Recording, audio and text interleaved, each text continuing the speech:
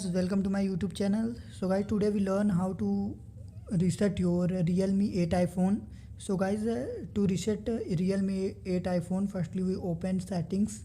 So guys, here is settings. We click on settings, and after click on settings we get so many options. So we scroll down, then we get control additional settings. Then we click on additional settings, and then after that we again scroll down, and we get backup and reset option.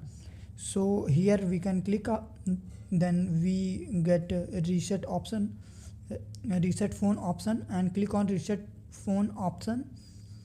When we click this, then we get another option, erase all data. So we have to click on erase all data option.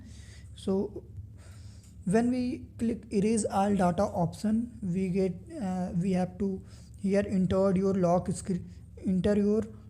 screen password. Then we enter their lock screen password, and after that here a option of erase data and cancel. Then we click on erase data, and again we click on erase data. Then here is your phone is shut down and starting to reset. Your phone format successfully done.